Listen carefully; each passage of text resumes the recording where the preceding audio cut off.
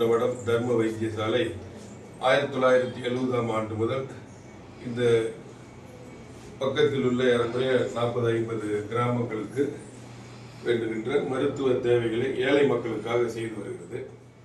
நம்ம இந்த ஹாஸ்பிட்டலில் அல்ட்ராசவுண்ட் ஸ்கேன் மிஷின் ஒன்று முதல்ல நாம் வைத்திருந்தோம். அது பழுதடைந்தது. அதன் பின்னால் இப்போ நம்ம ஸ்ரீ ஆனந்தன் அவர்களுடைய வழிகாட்டுதல்படி Aptus value housing finance limited அவங்க நமக்கு இந்த அல்ட்ராசவுண்ட் ஸ்கேன் மிஷினை டொனேட் பண்ணியிருக்காங்க.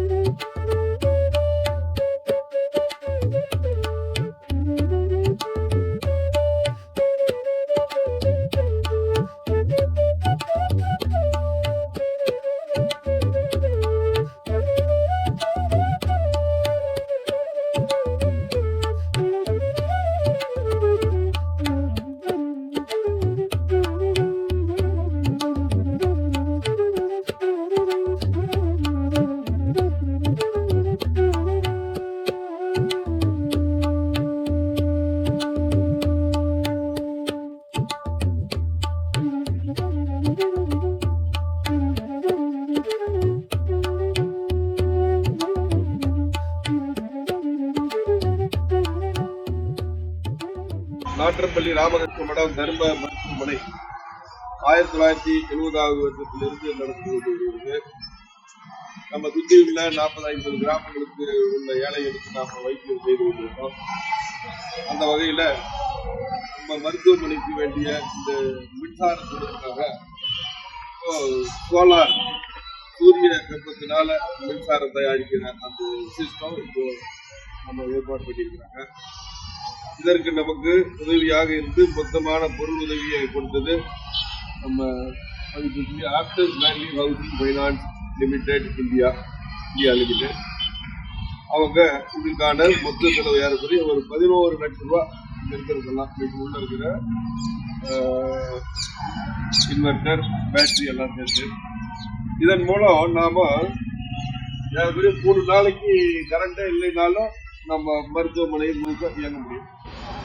நம்ம இந்த சூரிய வெப்பத்திலிருந்து வர்ற ஆற்றலை வச்சு இது இயங்க முடியும். இதன் மூலம் ஒரு மாதத்துக்கு குறைஞ்சது 10லிருந்து ஒரு 14,000 ரூபாய் நாம சேமிக்க முடியும். அதை நம்ம கம்பெனி கொடுத்துருக்காங்க. அதனுடைய பவுண்டர் மற்றும் எக்ஸிக்யூட்டிவ் சேர்மன் ஸ்ரீ ஆனந்தன் அவர்கள் அவருடைய அன்புனால நமக்கு கொடுத்துருக்காங்க. இதை நாம பெறுவதற்கு நமக்கு உதவிகரமாக இருந்தவர் திரு தயாநிதி அவர்கள். அவர் நம்ம சென்னை ராமகிருஷ்ணா மிஷன் விவேகானந்தா காலேஜுடைய முன்னாள் மாணவர். அவர் தான் அந்த கம்பெனியினுடைய சிஎஸ்ஆர் பொறுப்பாளராக இருக்கிறதுனால நம்மளுடைய இந்த தேவை நம்ம கிராமப்புறத்தில் இருக்கிறதுனால நம்மளுடைய தேவையை அறிந்து இதுக்கு இது நல்ல பொருத்தமாக இருக்குன்னு நமக்கு கொடுத்திருக்கிறார். ஆகவே இந்த சமயத்துல இந்த Aptus value housing finance limited அவர்களுக்கும் அதனுடைய தலைமை பொறுப்பில் இருக்கிற திரு ஸ்ரீ ஆனந்தன் அவர்களுக்கும் அதே சமயம் நமக்கு உதவிகரமாக இருந்த தயாநிதி அவர்களுக்கும் இந்த சமயத்துல நமது மடத்தின் சார்பாக நமது தர்ம மருத்துவமனையின் சார்பாக நன்றியினை தெரிவித்துக் கொள்கிறோம்.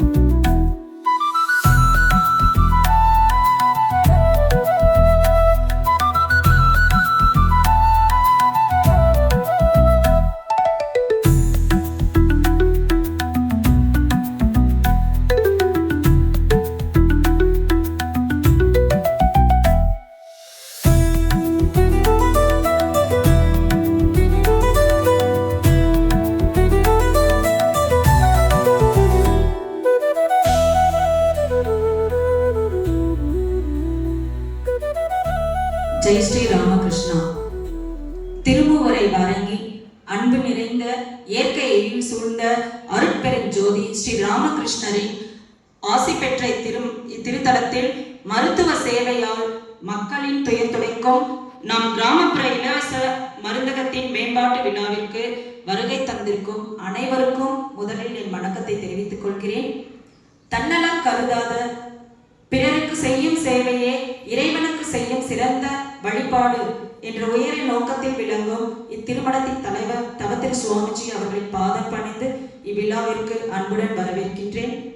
மேலும் ஆன்மீக ஒளியால் அறப்பணி ஆற்றிக் கொண்டிருக்கும் செங்கம் ஸ்ரீ ராமகிருஷ்ண மடத்தின் தலைவர் தவத்திரு சுவாமிஜி அவர்களின் பாதம் பணிந்து இவ்விழாவிற்கு வருக வருக என வரவேற்கின்றேன். சொன்ன சொல்லை செயலாக்கும் வல்லமை கொண்டவர், எளியோர் வாழ்வில் ஏற்றம் தரும் எண்ணம் கொண்டவர், ஆப்டஸ் நிறுவனத்தின் நிறுவனர் உயர் திரு எம் ஆனந்தன் ஐயா அவர்களே, உங்களின் கரம் நீட்டிய உதவியால் நலம் காக்கும் அல்ட்ரா சவுண்ட் ஸ்கேன் மற்றும் 10 கிலோவாட் சோலார் பவர் பிளான்ட் அமைப்பும் இன்று நம் மருதத்திற்கு புதிய பொலிவை தந்துள்ளது.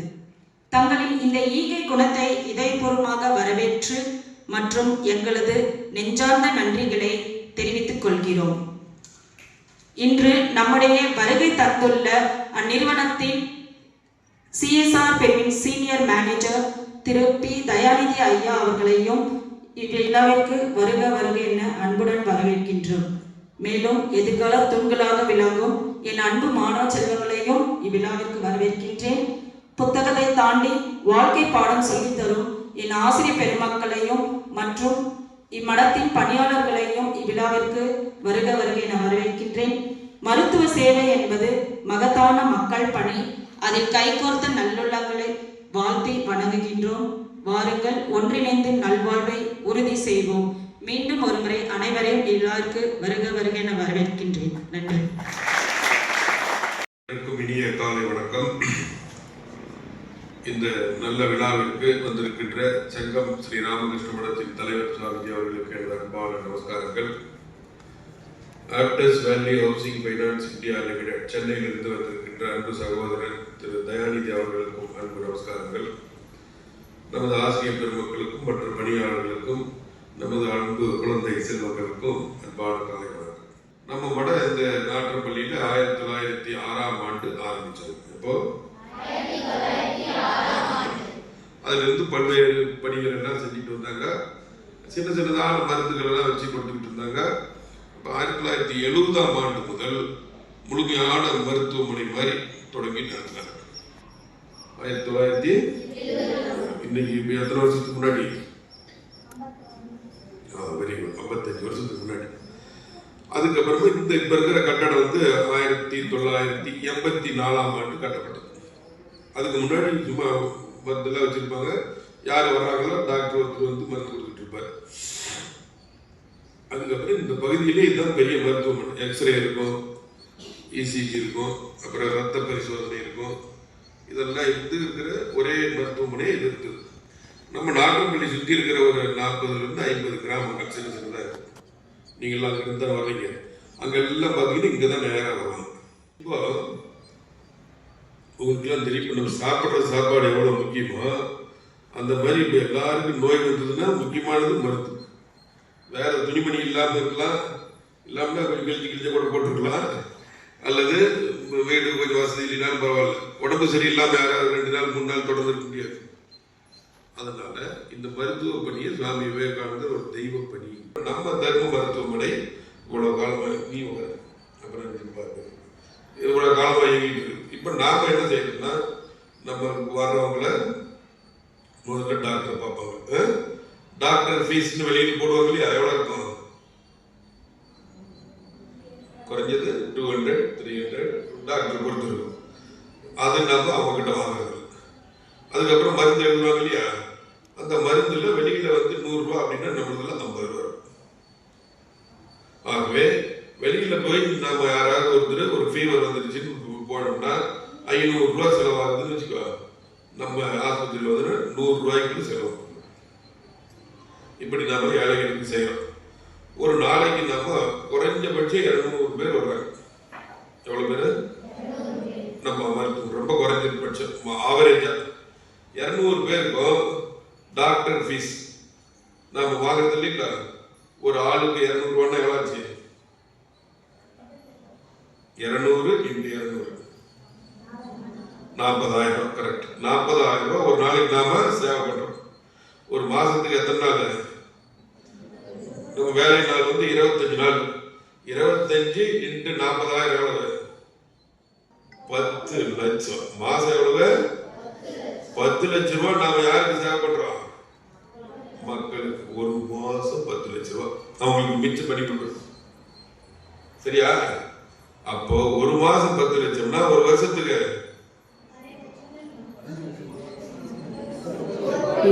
1,20,00,000 ரூபாய். டீச்சர்ஸ் எல்லாம் தெரிஞ்சுக்க, 1,20,00,000 ரூபாய் அளவுக்கு குறைஞ்சபட்சம் நாம மக்களுக்கு தொண்டு செய்யறோம். பட் நம்ம ஆஸ்பத்திரி இல்லைன்னா இந்த 1,20,00,000 ரூபாய் நம்ம மக்கள் எல்லாம் வேற இடத்துக்கு கொண்டு போய் கொடுப்பாங்க. அவ்வளவு பெரிய பணி குருமகராஜ் அன்னையார் சுவாமிஜியுடைய திருவருளால் நடக்கும். அதுக்கு நம்ம ஒரு முக்கியமா இப்ப எல்லாரும் வயிற்று வலி, தலைவலி, தைராய்டு இதெல்லாம் வர்றதுனால எல்லாரும் ஸ்கேன் எடுக்கணும். நாம ஒரு ஸ்கேன் மிஷின் வச்சிருந்தோம். அது பழைய மிஷின். அது ஒரு 10 வருஷமா இருந்தது. எங்க நம்ம சென்னை ராமகிருஷ்ணா மடத்துக்கு தர்ம வைத்தியசாலையில அங்க இருந்து அதை இப்ப நம்ம வாங்கிட்டு வந்துட்டு இங்க ஒரு 4 வருஷமா நம்ம வச்சிருந்து நல்லா போச்சு. அப்புறம் அது ரொம்ப பழுதாகி போயிடுச்சு. புதுசாக வாங்கணும் அப்படின்னு சொன்னோம்னா அதுக்கு வந்து குறைஞ்சபட்சம் 16 லட்சம் ரூபாய். எவ்வளவு லட்சம்? 16 லட்சம் உங்ககிட்ட கேட்டு கொடுத்துருப்பீங்களா? வந்து பெருசா முன்னாடி கொடுப்பீங்க, இப்ப கொடுக்க முடியாது இல்லையா? அதனால என்ன பண்றது? என்ன 16 லட்சம் ரூபாய் என்கிட்ட இல்லை. அதனால என்ன பண்றதுன்னு நம்ம எல்லார்ட்டையும் கேட்கும் பொழுது நமக்கு ஒரு தொடர்பு கிடைச்சது. அது யாருன்னா Aptus value housing finance India Limited, Chennai. அதனுடைய ஃபவுண்டர் மற்றும் executive chairman Shri Anandan sir. அவர்கிட்ட இருக்கின்ற அந்த கம்பெனியில இந்த சிஎஸ்ஆர் அதனுடைய தலைவராக இருக்கிற திரு தயாநிதி அவர்களோட யார் அப்படின்னு சொன்னா நம்ம விவேகானந்தா காலேஜ் சென்னையில படித்த முன்னாள் மாணவர் கோல்டு பாய். இதனுடைய தொடர்பு கிடைச்ச உடனே நாம அவர்கிட்ட ஒரு விண்ணப்பம் கொடுத்தோம். இதுக்கும் இன்னொரு ப்ராஜெக்ட், 2 ப்ராஜெக்ட்டுக்கும் அவரு அதை சாங்ஷன் பண்ணி நம்ம கொடுத்துட்டாங்க. இப்போ இந்த ஸ்கேன் மிஷின் மூலம் என்ன நடக்குதுன்னு மறுபடியும் ஒரு கணக்கு. ஸ்கேன் வந்து நம்ம ஒரு வாரத்துக்கு 3 நாள் இயக்கிறோம். சில சமயம் டாக்டர் வரலைன்னா 2 நாள். ஒரு முறைக்கு நம்ம குறைஞ்சபட்சம் 15 பேர். எத்தனை பேர்? 3 நாளைக்கு எத்தனை பேர்? 45 பேர். அதுல வந்து 45 பேர் 5 பேர் முன்ன பெண்ணு போனாலும் 40 பேர் ஒரு மாசத்துக்கு இல்லையா? ஒரு மாசத்துக்கு நாம வந்து இதுக்கு 500 ரூபாயா அந்த 2-3 ரேஞ்ச் இருக்குது. 500 ரூபாய் 600 ரூபாய். அதுவே வெளியில அவங்க போனாங்கன்னா வெளியில இருக்கிற ஒரு ஸ்கேன் சென்டருக்கு போனா 1,500 ரூபாய். அந்த 500 ரூபாய் நாம ஏன் வாங்குறோம்னா அது வந்து பாக்குற டாக்டர் இருக்கிறாங்க இல்லையா, அவங்களுக்கு ஒரு கேஸுக்கு 400 ரூபாய் கொடுக்கும். இப்போ ஒருத்தர் இங்க வர்ற பாக்குறதுக்கும் வெளியில போய் பாக்குறதுக்கும் எவ்வளவு மிச்சப்படுத்துறாரு? 1000 ரூபாய். 40 பேருக்கு ஒரு வாரத்துக்கு எவ்வளவு மிச்சமாகுது சொல்லுங்க? 40,000 ஒரு மாசத்துக்கு.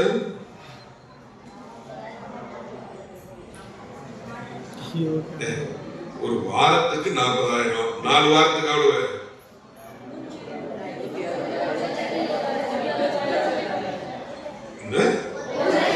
1,60,000 ரூபாய். நாம அந்த ஸ்கேன் சென்டர் மூலம் எல்லாருக்கும் சேவை பண்றோம். புரியுதா உங்களுக்கு? ஒவ்வொரு மாசமும் குறைஞ்சபட்சம் 1,40,000 50,000 நாம சேவை பண்றோம். அதுக்கு அந்த மெஷின் வாங்கி கொடுக்க காரணமாக இருந்தது நம்மளுடைய அந்த கம்பெனி, நம்முடைய ஒரு சார். பெரிய விஷயம் இல்லையா? இதன் மூலம் இப்ப நம்மளுக்கு இது ரிப்பேர் ஆன பின்னாடி ஒரு 1.5 மாசம் இல்லாம போச்சு. தினம் 10 பேர் வந்து கேட்பாங்க. ஏன்னா இதுக்கு இந்த ஸ்கேன் எடுக்கிறதுக்கு ஊத்தங்கரை, வாணியம்பாடி, திருப்பத்தூர், ஆம்பூர், இந்த பக்கம் குப்பம், இங்க இருந்தெல்லாம் வர்றாங்க. ஏன்னா இங்க வந்துட்டு போனா 1,000-1,200 ரூபாய் மிச்சமாகும். புரிஞ்சுதா? அதனால நாம ரொம்ப தடுமாற்றத்தில் இருக்கும் போது சரியான சமயத்தில் அதுல ஒரு வார்த்தை போட்டு பாரு. கடைசியா 2 லைன் என்ன இருக்கு? டைம்லி சப்போர்ட் நாம பரிதவித்துட்டு போ உயிருக்கு போராடிட்டு இருக்கும்போது கொடுத்து நமக்கு தண்ணி கொடுத்தா எப்படி இருக்கும்? உயிர் போன பின்னாடி தண்ணி கொடுத்தா பிரயோஜனம் அல்லது நல்லா இருக்கும்போது தண்ணி கொடுத்தா பிரயோஜனம். துடிக்கிற சமயத்துக்கு தண்ணி வேணும் இல்லையா? அந்த மாதிரி சமயத்துல நமக்கு சார் அவர்கள் தயாநிதி சார் சப்போர்ட் பண்ணார். ஆகவே அவருக்கு இந்த சமயத்தில் ஒரு நன்றி தெரிவிக்கலாமா? கை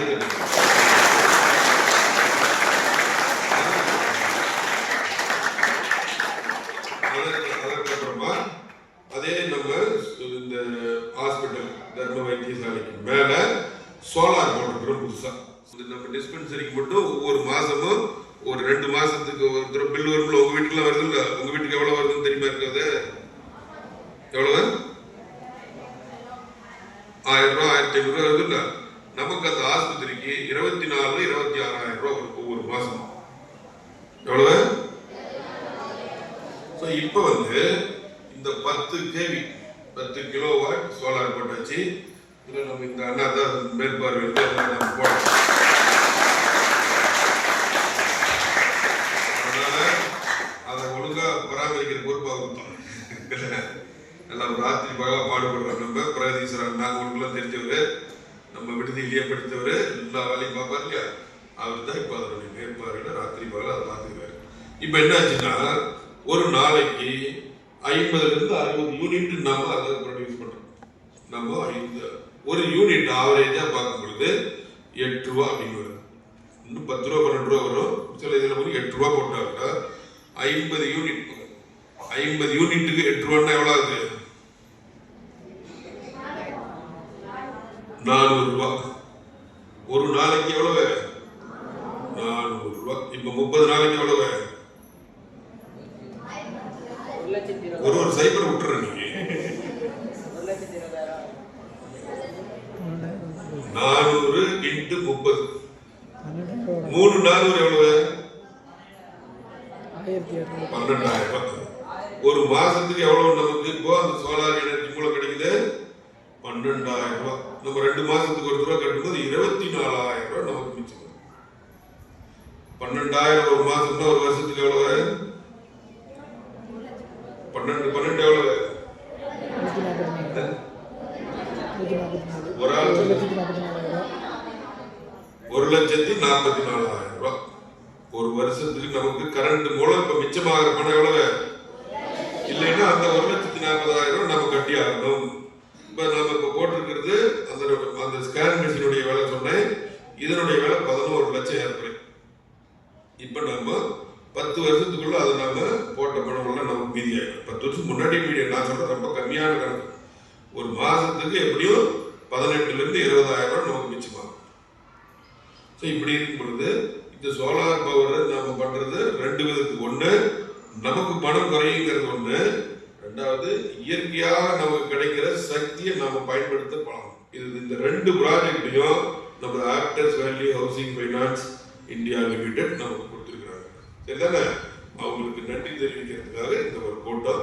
நாமெல்லாம் இந்த ஹாஸ்பிட்டல்களுக்கு எவ்வளவு முக்கியத்துவம் வாய்ந்தது நமக்கு தெரியும். ஏழைகள் எவ்வளவு பேர் வராங்க, ஒவ்வொரு நாள் வந்துட்டு போறாங்க. இவங்களுக்கு பயன்படுறதுக்கு இந்த 2 ப்ராஜெக்டையும் நமக்கு அளித்த அன்பு சகோதரர் தயாநிதி மாறன் அவர்களுக்கும் அவருடைய வழிகாட்டுதலாக இருக்கின்ற ஸ்ரீ எம் ஆனந்தன் ஐயா அவர்களுக்கும் அவருடைய பணிபுரிகின்ற Aptus value housing finance India limited அவர்களுக்கும் நமது மடத்தின் சார்பாக, நமது பள்ளியில் இருக்கின்ற அத்தனை பேரின் சார்பாக, நமது மருத்துவமனையில் இருக்கின்ற அத்தனை பேரின் சார்பாக நமது நன்றியினை தெரிவிக்கிறோம்.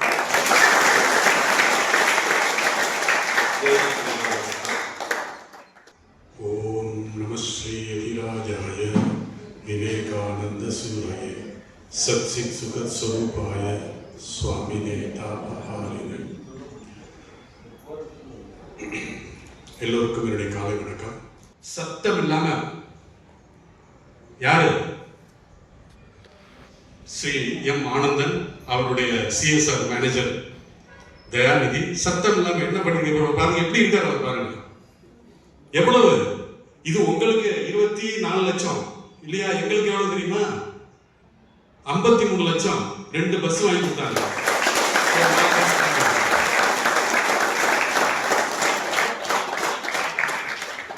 இப்படி ராமகிருஷ்ணருடைய, அன்னையாருடைய, குரு சுவாமிஜியுடைய ப்ராடக்ட்ஸ் இங்க படிச்சப்ப நீங்க கூட இப்படித்தான் இருக்க போறீங்க. அதுக்கு தான் சொல்றேன், இப்படித்தான் சத்தம் இல்லாம இப்படித்தான் இவங்க இருப்பாங்க. இந்த நல்ல நேரத்துல இந்த Aptus value housing finance limited India Chennai Thiru M Anandan அவருக்கும் அவருடைய சிஎஸ்ஆர் மேனேஜர் தயாநிதி அவர்களுக்கும் இந்த நல்ல தருணத்திலே உங்கள் பள்ளியின் சார்பாக சுவாமி சமாஹிதானந்த சார்பாக என்னுடைய சார்பாக பிரார்த்தித்துக் கொள்கிறேன். அவர்கள் நீண்ட காலம் இது போன்ற நல்ல உதவிகள் எல்லாருக்கும் உதவி செய்து எல்லோரும் நன்றாக இருக்க வேண்டும் என்று பிரார்த்தித்துக் கொள்கிறேன். நன்றி. தெய்வ திருமூவரை வணங்கி அடுத்தவர்களை பற்றி ஒரு நிமிடம் கூட யோசிக்க முடியாமல் சுழன்று கொண்டிருக்கக்கூடிய இந்த சுயநல உலகத்திலே தங்களுடைய ஒரு ஜென்ம வாழ்க்கையை இந்த மனிதகுல நன்மைக்காகவும் இறைவனை அடைய நோக்கத்திற்காகவும் இந்த மனித குலத்திற்கு நன்மை செய்து கொண்டே இறைவனை அடைய வேண்டும் என்ற நோக்கத்திற்காகவும் தியாகம் செய்துவிட்டு இங்கு அமர்ந்து கொண்டிருக்கக்கூடிய சுவாமி சமாஹிதானந்த மகாராஜ், சுவாமி சத்ருபுதானந்த மகாராஜ் அவர்களுடைய பாதங்களை தொட்டு வணங்கி இன்று உங்கள் முன்னால் பேச வந்திருக்கிறேன். நானும் உங்களை போல ஒரு சாதாரண மாணவன் என்று என்னை யாராச்சும் அறிமுகப்படுத்த சொல்லி கேட்டாங்கன்னா ஒரே வார்த்தையில சொல்லுவேன், நான் விவேகானந்தா காலேஜினுடைய ஓல்டு ஸ்டூடெண்ட், அவ்வளவுதான். அதுதான் நம்மளுடைய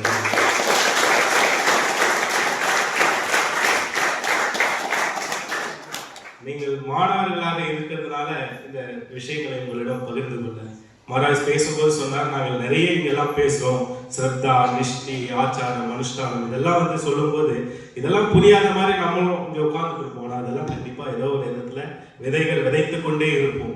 அது கண்டிப்பா ஒரு நாள் விருட்சமாக மாறி இந்த சமூகத்திற்கு நிறைய பழங்களையும் நிறைய நல்ல ஆக்சிஜனையும் நிறைய விஷயங்களை வந்து கொடுத்துக்கிட்டே இருக்கும். அதனுடைய ஒரு விருட்சமாக தான், அதன் ஒரு சின்ன செடியாக தான் நான் வந்து இங்கே உங்களுக்கு முன்னாடி நிற்கிறேன். எங்களுக்கு ரொம்ப மகிழ்ச்சி. நிறைய அமைப்புகளுக்கு வந்து உதவிகள் செய்கின்ற போது இந்த மாதிரி ராமகிருஷ்ண இயக்கத்திற்கு உதவி செய்கின்ற போது இன்னும் கூடுதல் மகிழ்ச்சி. விவேகானந்தர் சொல்வார், எல்லோரிடத்திலும் எனக்கு அன்பு இருக்கிறது, ஆனால் என்னை சார்ந்தவர்களிடத்துல எனக்கு இன்னும் கொஞ்சம் சற்று அதிகமாக இருக்கிறது அப்படின்னு. அதனால இந்த மாதிரி இயக்கங்கள் பார்த்தீங்கன்னா இந்த சமூகத்திற்கு உண்மையான சேவைகளை செய்யுது. நீங்கெல்லாம் வந்து ஸ்டூடெண்டா இருக்கீங்க, இங்க ஒரு நாள் வந்துட்டு போறவங்களே அவங்கள இன்ஸ்பயர் ஆகிறாங்க. இப்படி இருக்க நேற்று பார்த்துருப்பீங்கன்னா நிறைய வேற பள்ளியிலிருந்து இந்த பள்ளிக்கு வந்து பார்த்த அந்த மாணவர்களுடைய அவங்களுக்கு கிடைச்ச எக்ஸ்போஷர், அவர்களுக்கு இருக்கக்கூடிய அந்த வாழ்வியல் முறை, அவங்க பார்க்கக்கூடிய அந்த உலகம், அவங்களுடைய ஒரு நாள் ரொட்டீன், அது உங்களிலிருந்து முற்றிலுமாக மாறுபட்டது, வேறுபட்டது. அவர்கள் வந்து இந்த பள்ளியினுடைய இந்த அட்மாஸ்பியர், இங்க இருக்கக்கூடிய இந்த சிஸ்டம் ப்ராசஸ், இது எல்லாத்தையுமே ஒரு வித்தியாசமாக பார்க்கணும். இந்த வாய்ப்பு நமக்கு கிடைக்கல அப்படிங்கிற ஒரு ஏக்கத்தோட பார்க்கக்கூடிய விஷயங்களையும் வந்து அனுபவபூர்வமா நீங்களே அதெல்லாம் உணர்ந்திருப்பீங்க. அன்னையார் சொல்ற மாதிரி இங்க வரக்கூடிய எல்லோருமே அது உங்களுக்கு வந்து பூர்வ ஜென்ம புண்ணியம் இருந்தா மட்டும்தான் இந்த இடத்துல எல்லாம் நீங்க வர முடியும். அதுவும் சுவாமிஜிகளுடைய நேரடி அவங்களுடைய பிரசன்ஸ்ல நம்ம வந்து வளரணும் அப்படிங்கிறது இன்னும் ஒரு கூடுதல் சிறப்பு. நம்ம எல்லாம் இறைவனால் பரிபூரணமாக ஆசீர்வதிக்கப்பட்டவர்கள் அப்படிங்கிற ஒரு நம்பிக்கை நமக்குள் நிச்சயமாக ஏற்பட வேண்டும். அப்புறம் நம்மளுடைய திட்டத்தை பத்தி மகாராஜே ரொம்ப விரிவாகவும் அழகாகவும் சொல்லிட்டாங்க. நான் கண்டு வியந்த ஆளுமைகளில் எங்க சேர்மேன் மிஸ்டர் எம் ஆனந்தன் வந்து ஒரு அற்புதமானவர். அவர்கிட்ட நான் வந்து வேலை செய்யறேன் அப்படிங்கிறதுனால இந்த கருத்தை நான் பதிவு பண்ணல. அவர் உண்மையிலேயே ஒரு சிறந்த மனிதர். எதனால அந்த சிறந்த மனிதர் அப்படின்னு சொல்றேன் அப்படின்னு சொன்னா, அவர் வந்து இந்த சமூகத்துல இருக்கக்கூடிய பிரச்சனைகளை தீர்ப்பதற்கு தன்னிடம் உள்ள அந்த பணத்தை வந்து சரியான வழியிலே சரியான இடத்துல கொண்டு போய் சேர்க்கணும் அப்படிங்கிறத தொடர்ந்து முயற்சி பண்ணுவார். அது சரியான விதத்துல செலவாகணும், சரியா போய் சேரணும். எல்லாத்துலயும் நான் சரியான்னு சொல்றேன், அதை நீங்க நல்லா உள்வாங்கிக்கணும். அது அந்த நிறுவனத்தில் யாருக்கு அதை கொடுக்கிறோம், யார் அதனால பயன்பெற போகிறார்கள், இதை எப்படி நம்ம கொடுக்க போகிறோம், இதுல ஏதாச்சும் ஒரு இடத்துல மிஸ்யூஸ் ஆகுமா, மிஸ்லீட் ஆகுமா, லீக்கேஜ் இருக்குமா, ஸ்விப்பேஜ் இருக்குமா, இப்படி பல கோணங்களில அவர் பார்த்து அந்த திட்டத்திற்கு ஒப்புதல் கொடுத்து அதற்கு நிதியை கொடுத்து அதை வந்து ரொம்ப வேகமாக அதை செயல்படுத்துவதற்கு அனைத்து அட்மினிஸ்ட்ரேட்டிவ் கிளியரன்ஸை வந்து ரொம்ப வேகமாக கொடுப்பார். அவரை போய் நான் ஒரு ரொம்ப பிஸ்னஸில் ரொம்ப பிஸியான இவர். அவர் வந்து ஒரு பெரிய அரசியல் பின்புலமோ மிகப்பெரிய பண அதிகாரம் இல்லை வந்து ஒரு பண பின்புலமோ இல்லாத ஒரு சாதாரண கிராமத்தில் ஒரு விவசாய குடும்பத்திலே பிறந்து அரசு பள்ளியிலே படித்து அரசு கல்லூரியிலே படித்து அவர் வந்து ஒரு சிஏ வந்து பாஸ் பண்றாரு. அரசு கல்லூரியில் படிச்சு முடிச்ச உடனே சிஏ பாஸ் பண்ணி ஒரு பெரிய நிறுவனத்திலே வேலையில சாதாரண மேனேஜ்மெண்ட் ட்ரெயினியா ஜாயின் பண்ணி மேனேஜ்மெண்ட் டைரக்டரா அந்த நிறுவனத்துல இருந்து அவர் வெளியில வரார். 30 ஆண்டு காலம் அந்த நிறுவனத்திலே அவர் அந்த பெரிய பொசிஷனை வந்து அடைவதற்கு அவருக்கு ஆகியிருக்கு. தன்னுடைய ரிட்டையர்மெண்ட் காலத்துக்கு பிறகு அவர் சிந்திக்கிறார், நம்ம அப்பா அம்மாலாம் வந்து காலம் பூரா கஷ்டப்பட்டாங்களே, விவசாயத்துல வந்து ஏது ரிட்டையர்மெண்ட்டு, நமக்கு மட்டும் எதுக்கு இந்த ரிட்டையர்மெண்ட்டு, நாம ஏதாச்சும் ஒன்று செய்யணும் அப்படின்னு சொல்லி இந்த ஆப்டஸ் அப்படிங்கிற நிறுவனத்தை வந்து அவர் 2010 அந்த சமயத்தில் வந்து அவர் தொடங்குறார். அவர் தொடங்கும் போது வெறும் 4 எம்ப்ளாயிஸை வச்சு அந்த நிறுவனத்தை ஆரம்பித்தார். இன்னைக்கு அந்த நிறுவனம் வந்து கிட்டத்தட்ட 350 பிரான்ச்சஸ், 4000 ஊழியர்கள். இன்னைக்கு அந்த நிறுவனத்திலே ஃபுல் டைமா ஒர்க் பண்றாங்க 4000 பேர். அவங்களுக்கு அத்தனை ஃபெசிலிட்டி, யாருமே வந்து கன்சாலிடேட் பேவோ கான்ட்ராக்ட் பேசிஸோ எதுவுமே கிடையாது. எல்லாருமே ஆன் ரோல் ஸ்டாஃப்ஸ், அத்தனை ஃபெசிலிட்டியும் அவங்களுக்கு கிடைக்குது. ஸோ இப்படிப்பட்ட ஒரு நிறுவனத்தில் அவர் கொண்டு வருவதற்கு, இவ்வளவு பெரிய வளர்ச்சி அவர் அடைவதற்கு எது காரணமாக இருந்தது அப்படின்னு யாராவது சொல்லுங்க பார்க்கலாம். எது? அதெல்லாம் சரி. அப்புறம் அடிப்படை, சரி, அதுவும் கரெக்ட் தான். இன்னும் ஃபவுண்டேஷன், எது அதுக்கு காரணம்? பேரண்ட்ஸும் ஒரு, அதெல்லாம் வந்து ஃபேக்டர்ஸ். பேசிக் காரணம் எது? கரெக்ட், கல்வி தான். ஒரே ஒரு விஷயம், அவருக்கான அடையாளம் வந்து கல்வி. அவர் வந்து ஒரு சேட்டர்ட் அக்கௌண்டன்ட்.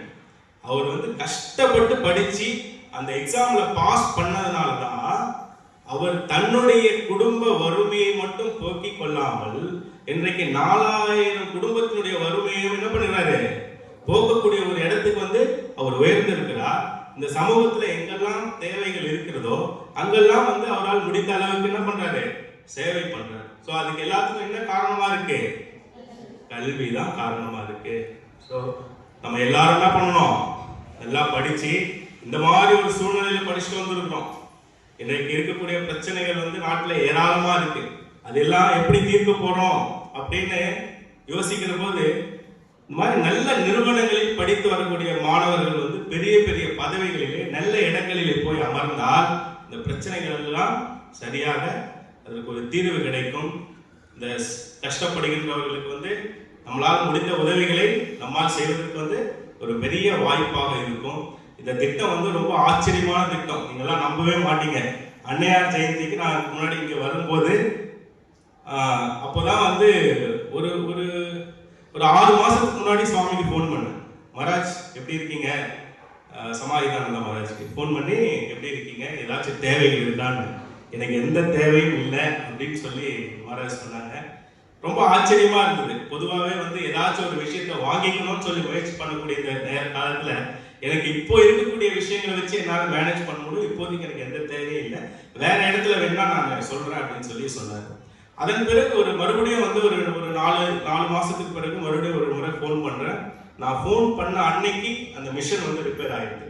அப்போதான் சொல்றாரு, இன்னைக்கு தான் எனக்கு வந்து நான் நினைச்சிட்டே இருந்தேன், குரு மகாராஜ் தான் உங்களை வந்து கால் பண்ண வச்சிருக்காரு அப்படின்னு சொல்லிட்டு அந்த லெட்டர் எனக்கு, அப்புறம் நான் சொன்ன அந்த ப்ராசஸ் எல்லாம் லெட்டர் ஒன்று கொடுங்க அப்படின்னு சொல்லி, அது என்னன்னு தெரியல, அது நேரமா என்னன்னு தெரியல, அது வந்து ஒரு 3 மாத காலதாமதம் ஆயிடுச்சு அலுவலகத்தில். அதன் பிறகு வேற ஒரு அலுவலகத்தில் கொடுத்து அதை ப்ராசஸ் பண்ணோம், அப்பவும் அது கொஞ்சம் சரியா வரல. அப்புறம் நான் மறுபடியும் வந்து ஒரு டிசம்பர் 1st வீக்ல கால் பண்றேன், வர கிளியர் ஆயிடுச்சு அப்படின்னு. அப்போ சொல்றாரு, இப்போதான் அந்த மிஷின் நாங்கள் வாங்கி வச்சுட்டோம். அப்படிங்களா வராரு, வாங்கி வச்சுட்டீங்களா, அப்போனா எனக்கு அப்ரூவல் ஆகிடுச்சு, நான் அந்த பணத்தை என்ன பண்ணுறது, அந்த வெண்டார் கிட்ட வேணும் நம்ம பேசி பார்க்கலாமா அப்படின்னு. ஒரு நாள் டைம் கொடுங்க அப்படின்னு சொன்னாரு. அடுத்த நாள் மறுபடியும் ஃபோன் பண்ணாரு. இல்லை நான் யோசிச்சு பார்த்தேன், நம்ம வந்து அந்த வெண்டார் கிட்ட மறுபடியும் போய், ஏன்னா இது ஆல்மோஸ்ட் இன்ஸ்டாலேஷன்லாம் முடிஞ்சிச்சு, மறுபடியும் நாம போயிட்டு அவருக்கு பணத்தை போட்டு அதை நம்ம வாங்குறது வந்து எனக்கு சரியா வரல. இருக்கிற நிலவரத்தை நீங்க உங்க சேர்மன் சார் கிட்ட பதிவு பண்ணுங்க.